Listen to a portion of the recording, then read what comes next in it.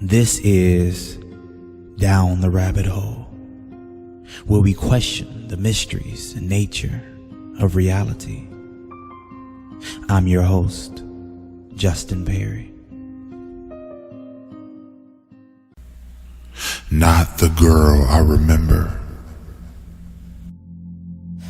When I was 16, I took an SAT prep class to improve my score to get into a good college.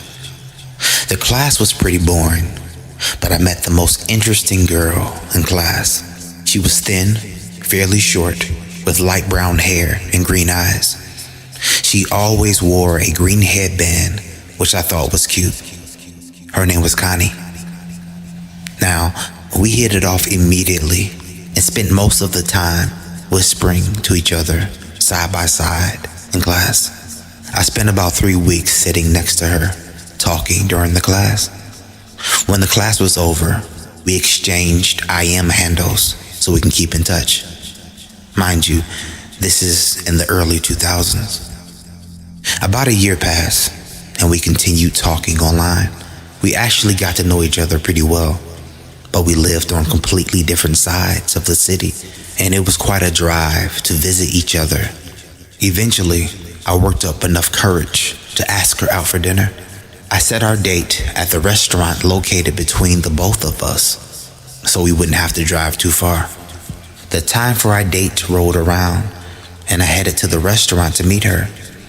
I walked in, and I saw her sitting at a booth with 2 older individuals at the far side of the restaurant. She looked exactly like she did in class. Thin, light brown hair, green eyes, and she was actually wearing her signature green headband.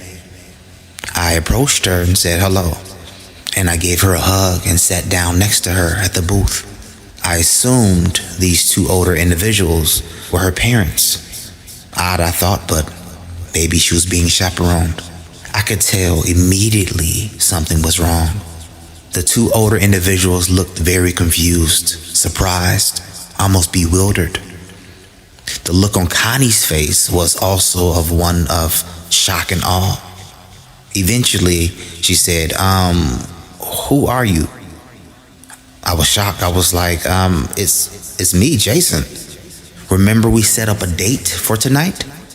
I assume these are your parents. It's very nice to meet you. And I reached out my hand to shake her parents' hands, and they did not return the handshake. Instead, they simply looked at their daughter and said, "Oh, did you forget to tell us, Sarah?" "Sarah," I said. "You told me your name was Connie."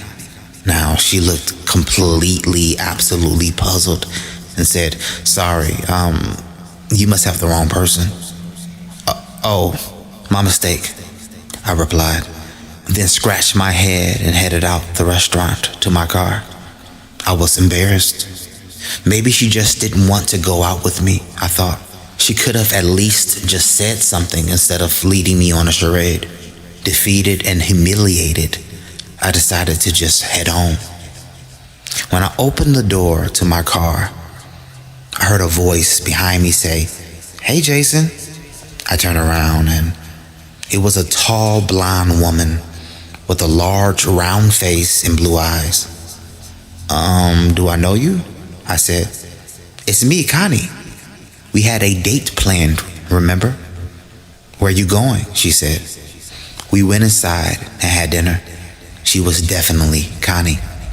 She remembered all our previous conversations over the past year, but she looked nothing like the girl I met in class.